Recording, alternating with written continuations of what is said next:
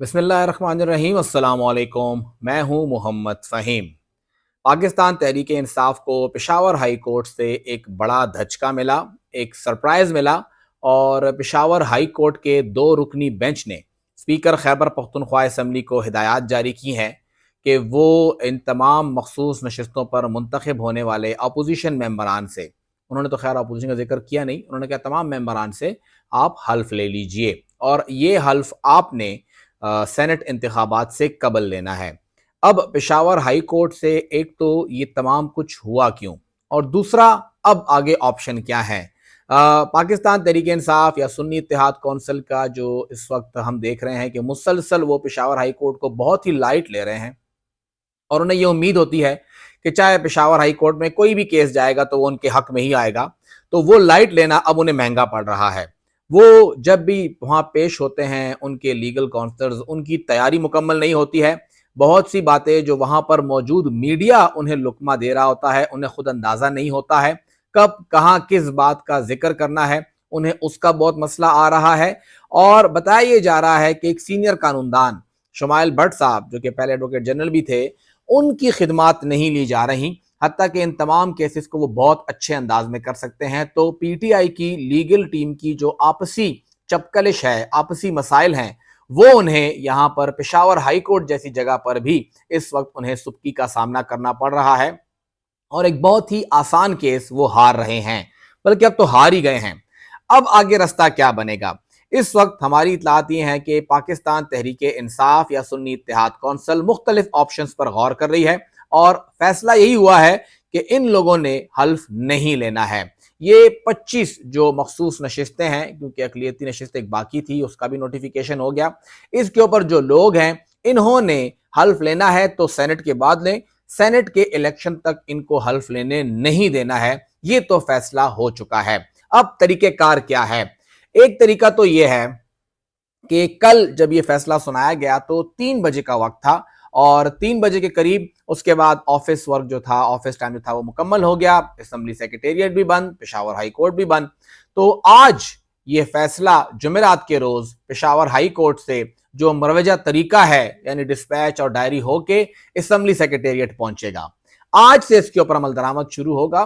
तो आज जुमेरात, कल जुम्मा, हफ्ता एतवार की छुट्टी और पीर, यानी जुम्मा और हफ्ता और पीर 2 दिन इनके पास बचते हैं। इसके अंदर उन्होंने फैसला करना है कि हल्फ कब लेना है। हमारी इतलात ये हैं कि अव्वल तो एक चीज ये रास्ता इख्तियार किया जाएगा कि इजलास ही ना बुलाया जाए, क्योंकि हाई कोर्ट ने स्पीकर को इंस्ट्रक्शन दी है कि आप इजलास बुलाएं और फिर इजलास में इनसे हल्फ लें। तो स्पीकर के पास इजलास बुलाने का कोई तरीक़ेकार नहीं है, क्योंकि यहाँ पर इस वक्त हुकूमत भी स्टेबल है और वज़ीर आला भी मौजूद है। तरीक़ेकार ये है कि लॉ डिपार्टमेंट वज़ीर आला को समरी भेजेगा और फिर वज़ीर आला उस समरी को आगे गवर्नर के पास भेजेंगे और वो अप्रूव करेंगे। तो इस पूरे साइकिल में कहीं पे स्पीकर है नहीं। अब स्पीकर को इंस्ट्रक्ट किया गया है, तो ऐसे बंदे को इंस्ट्रक्ट किया गया है कि जिसका काम ही नहीं है इजलास बुलाना। तो इसलिए एक ये मसला हो गया है, इस बात का कवर लिया जाएगा और इजलास नहीं बुलाया जाएगा। लेकिन ऑपोजिशन अगर जाती है कंटेम्प्ट ऑफ कोर्ट में तो क्या होगा। साथ ही ये जवाब पेश होगा कि जी आपने तो गलत बंदे को कहा है, आप तो वज़ीर आला को कहें या आप कैबिनेट को कहें, हुकूमत को कहें कि वो इजलास बुलाए। दूसरा जो रास्ता और इख्तियार किया जा रहा है, जो ऑप्शन इस्तेमाल कर किया जाता है या उस पर गौर हो रहा है, वो ये है कि इंतजार किया जाए। अभी मुख्तसर फैसला आया है, इसके ऊपर फैसला किया जाए कि जी हम लोग अपील में जाएंगे और हाई कोर्ट को कहा जाए कि हमें आप तफसीली फैसला दें ताकि हम लोग अपील में जाएं। ये टाइम बाउंड एक्टिविटी है। अगर मंगल से पहले इस पे अमल दरामद नहीं होता तो फिर तो मामला खराब हो जाएगा।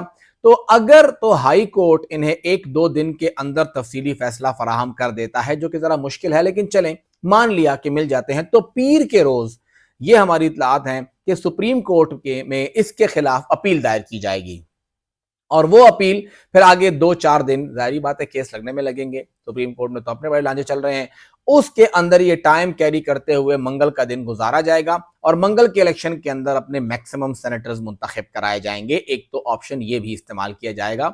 ये भी ऑप्शन मौजूद है कि जो फैसला पेशावर हाई कोर्ट से आया उसके ऊपर आप अपील में जाएं और फिर अपील से मामला आप लेके चले जाएं कि उसके बाद फिर जो भी होगा तब तक तो सेनेट हो चुका होगा और फिर क्योंकि 2 अप्रैल गुजर जाएगी, 4 अप्रैल को इजलास बुलाया जाएगा, इनसे हल्फ ले लिया जाएगा, तो फिर केस की कोई वक़्त ही नहीं रहेगी, केस स्टैंड ही नहीं करेगा और मामला खत्म हो जाएगा।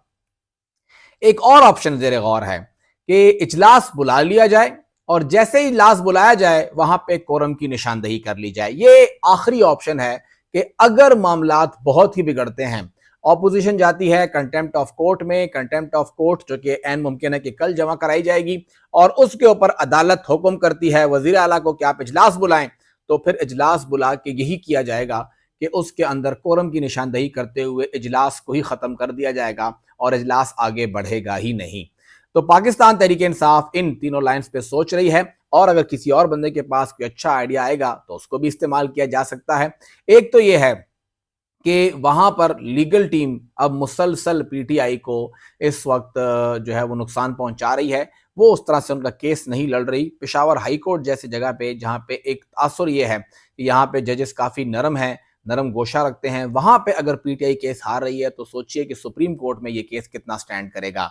और अगर देखा जाए दूसरे हाथ पे तो पीटीआई का एक पक्का मौकफ है कि जी हम तो हल्फ लेने नहीं देंगे, ये लोग आ जाएं, अगले सेनेट इंतखाब में बैठ जाएं, इस सेनेट इंतखाब में हम इनको हल्फ लेने नहीं देंगे और तरीक़ाकार यही होगा कि इस सेनेट इलेक्शन में पीटीआई कम से कम अपने 9 और मैक्सिमम 10 सेनेटर को आसानी से निकाले, ऑपोजिशन जो बाकी बचती है वो अपने लिए 1 या 2 सेनेटर निकाल लेंगी। इस वक्त ऑपोजिशन की तादाद 27 की है, जिसमें 9 लोग जेयूआई और मुस्लिम लीग नून के हैं, 2 लोग पीटीआई पार्लियामेंटेरियन के हैं, 1 आजाद है, 1 एएनपी का है और 5 उसके साथ पीपल्स पार्टी के लोग हैं। 27 लोगों पे यहाँ पे स्टैंड करती है।